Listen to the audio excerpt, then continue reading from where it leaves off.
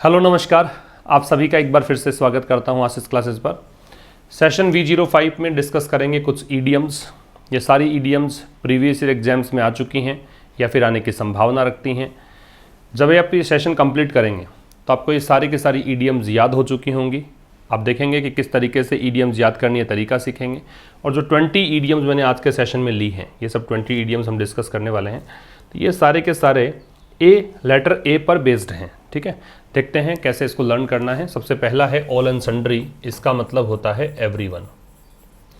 इसको हिंदी में कहा जाएगा प्रत्येक। अच्छा, इसको आप इसका पीडीएफ जो है ना टेलीग्राम चैनल पे मिल जाएगा, डिस्क्रिप्शन में आपको लिंक दिया है, वहां से ले सकते हैं इसको। ऑल एंड सन्ड्री का मतलब है प्रत्येक। तो इसको याद कैसे करेंगे? ऑल का मतलब सभी होता है। सन्ड्री जो शब्द है इसका मतलब होता है वेरियस, विविध, विभिन्न। तो जितने भी हैं वो सारे के सारे, जितनी वैरायटी में है वो सभी के सभी। इसका मतलब आपने किसी को भी नहीं छोड़ा। एवरीवन हो गया, प्रत्येक हो गया। ऑल का मतलब सभी, सन्ड्री का मतलब वेरियस। तो जितने भी है सभी और साथ में विभिन्न, तो जितने भी वैरायटी है वो सारे के सारे अपने ले लिए, तो प्रत्येक है। दूसरा है ऑल्टर ईगो। ऑल्टर ईगो का मतलब है एन इंटीमेट फ्रेंड।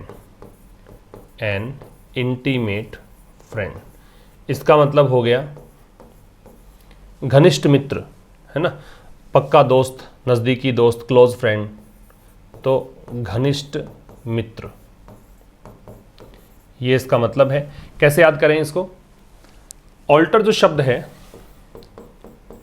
इसमें देखो दो शब्द हैं, AL और TER। AL का मतलब होता है बियॉन्ड, TER का मतलब होता है अदर। और एक शब्द है ईगो। ईगो का मतलब है आई या सेल्फ, मैं। ठीक है, स्वयं। अब इसको ऐसे याद करें, इसमें से ये अदर उठाएं और ये सेल्फ उठाएं, अदर सेल्फ। तो आपके जैसा ही एक और, जैसे मैं कहूं कि मैं हूं, वैसा ही एक और है। वो दोस्त हो सकता है। दोस्त में आप अपनी ही छवि देखते हैं, इसीलिए दोस्ती होती है, इसीलिए आपके विचार मैच करते हैं, आप दोस्ती निभाते हैं। तो ऐसे याद करेंगे, ऑल्टर अदर से याद रखें और सेल्फ ईगो। तो ऑल्टर ईगो इसका मतलब घनिष्ठ मित्र है। नेक्स्ट है आर्मचेयर क्रिटिक। ये वो क्रिटिक होते हैं, वो आलोचक होते हैं जो जिस चीज़ की आलोचना कर रहे हैं उसके बारे में इनको कुछ ज़्यादा नॉलेज नहीं होता है। ठीक है, तो डिस्पाइट मतलब one who criticises despite having little knowledge of the thing. Little knowledge मतलब उसको ज़्यादा ज्ञान नहीं है उस चीज़ का, कोई एक्सपर्ट नहीं है, उसके बावजूद भी अगर आप क्रिटिसाइज करते हो तो आप कहलाएंगे आर्म चेयर क्रिटिक। कैसे याद करेंगे? आर्म चेयर, चेयर होती है, आर्म मतलब हत्थे होते हैं उस चेयर के, क्रिटिक का मतलब आलोचक। तो ऐसा क्रिटिक जो कुर्सी पर बैठकर किसी की आलोचना करता है, फील्ड में नहीं उतरता है। ठीक है, अपने आप को उसके अंदर शामिल नहीं करता उस चीज़। जैसे क्रिकेट देखते हैं हम लोग, क्रिकेट में कोई व्यक्ति को खिलाड़ी आउट हो गया तो हमें तुरंत हम कमेंट्री करते हैं कि ऐसा नहीं भाई, अगर मैं होता तो इसकी जगह 6 लग जाता है इस बॉल पर। ठीक है, आउट कैसे हो सकता है? तो आप उस फील्ड के माहिर नहीं हैं, आप उस मैदान के अंदर नहीं हैं, आपको वहाँ की परिस्थितियों का नहीं पता है, उसके बावजूद भी आप कुर्सी पर बैठे बैठे आलोचना करते हैं, तो वो है आर्म चेयर क्रिटिक। ठीक है, नेक्स्ट है एज द क्रो फ्लाइज। इसका मतलब होता है in straight line. In straight line, इसका शॉर्ट रूट भी होता है।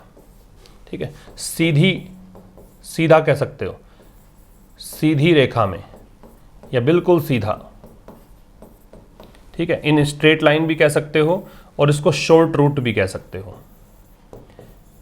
याद कैसे करना है? भी कौवा जो है ना, क्रो, जब किसी टाइम पे नेविगेशन नहीं था उस टाइम पे केज ऑफ क्रो लगाया करते थे, क्योंकि कौवा जब कौवे को जो रिलीज करते तो वो एकदम लैंड की तरफ ही जाया करता था, सीधा एकदम लैंड की तरफ।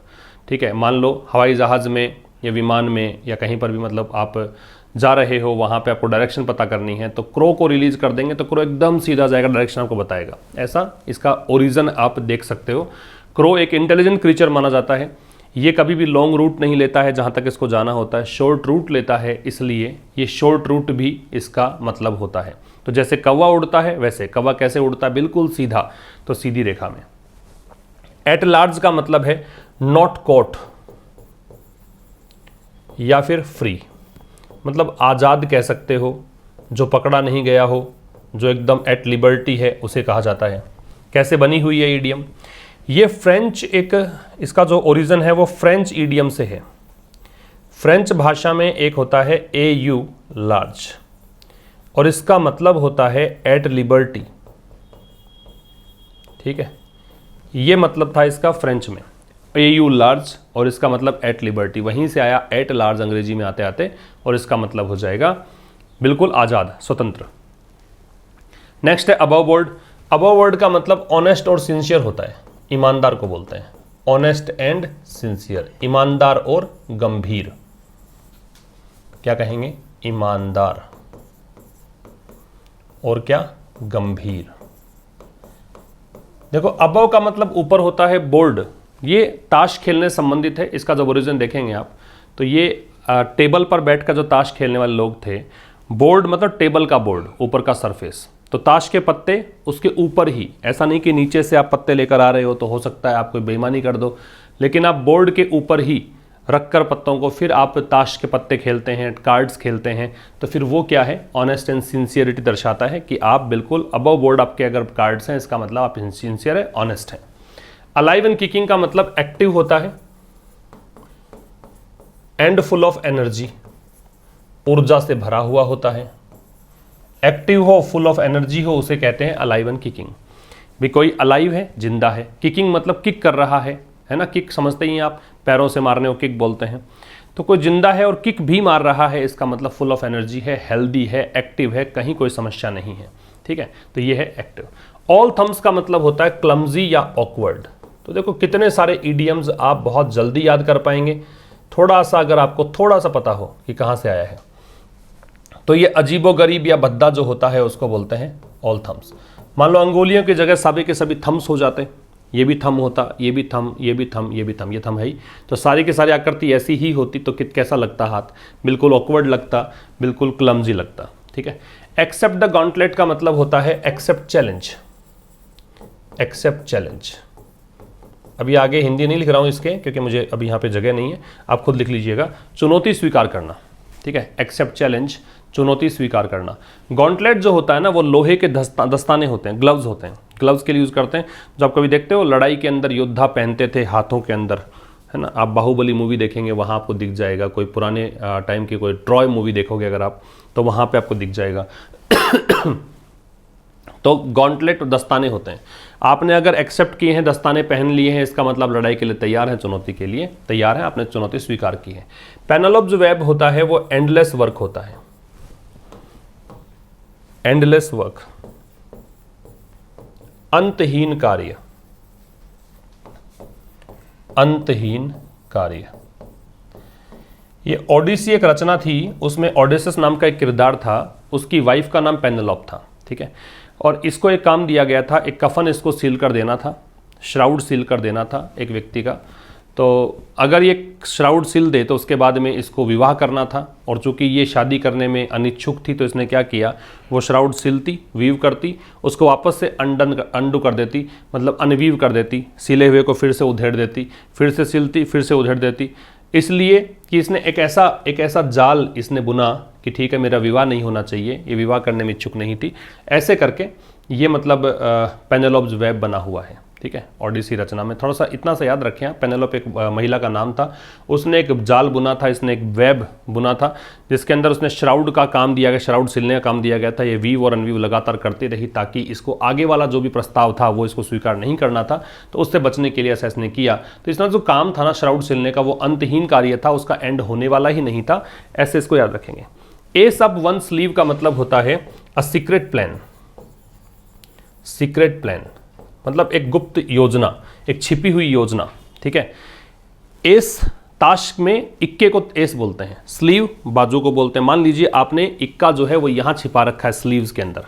ठीक है, तो ये क्या है, ये एक सीक्रेट प्लान है आपका, आप जब चाहोगे तो उसको निकालोगे। वो एक ऐसा इक्का है जब आप उसको गेम को पलट सकता है, क्योंकि ताश के खेल में इक्का जो होता है, एस होता है, वो सबसे इंपॉर्टेंट होता है, सबसे ज़्यादा वैल्यू उसकी होती है।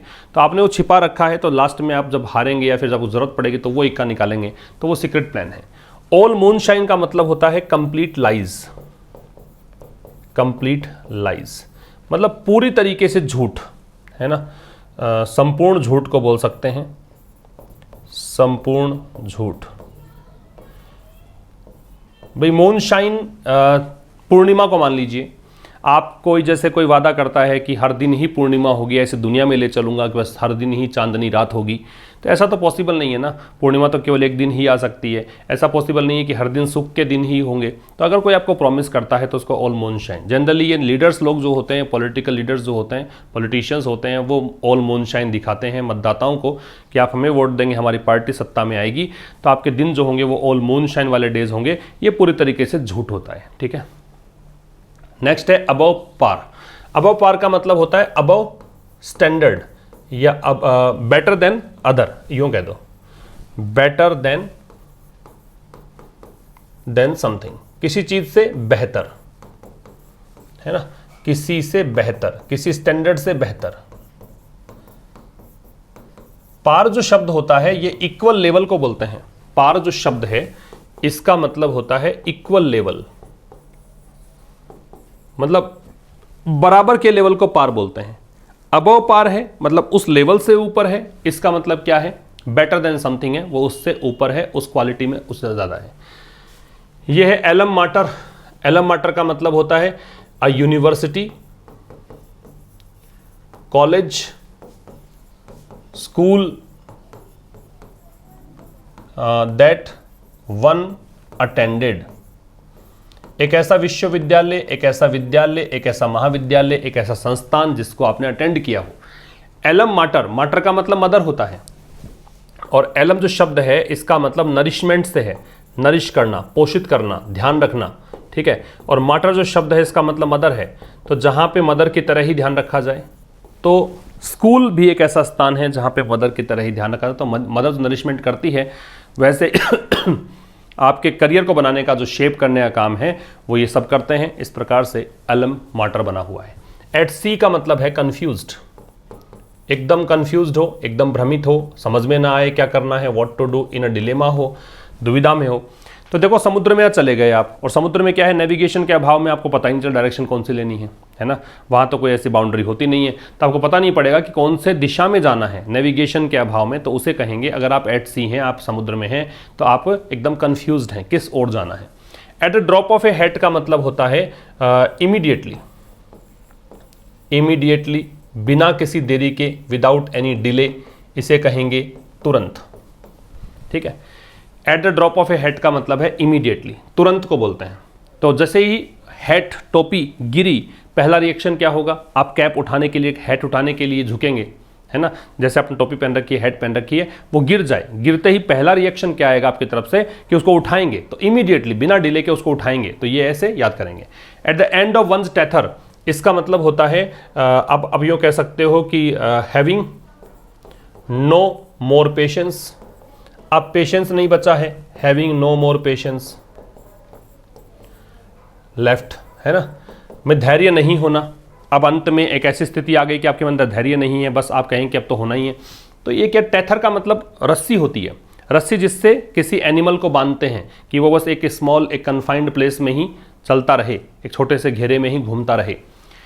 अब अगर रस्सी को उसने लपेट लपेट के उसको भागना है और रस्सी के एंड तक आ गया है, उसने अंत तक, मतलब उस जानवर ने, उस एनिमल ने रस्सी के एंड को पकड़ लिया है कि बस अब उसको तो भागना ही है, एंड तक उसने खींच लिया अपने आप को, इसका मतलब ये हुआ कि वो अब उसमें पेशेंस नहीं है, अब वो यहाँ पे टिक नहीं सकता है, ठीक है।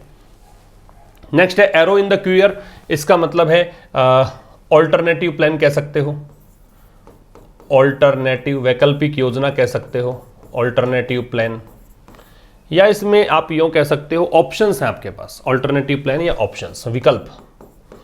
क्यूयर का मतलब होता है जो तरकश होता है, उसमें तीर होते हैं, उसको एरो बोलते हैं, और उस कंटेनर को जिसमें तीर रखते हैं उसको क्यूयर बोलते हैं, ठीक है ना। तो तीर हैं आपके पास बहुत सारे, तो आपके पास ऑप्शंस हैं। आप कहते हो ना मेरे पास तरकश में बहुत तीर हैं, इसका मतलब आपके पास ऑप्शंस बहुत सारे हैं। ऑल एगो का मतलब होता है वेरी एक्साइटेड, बहुत ज़्यादा उत्साहित, बहुत उत्साहित,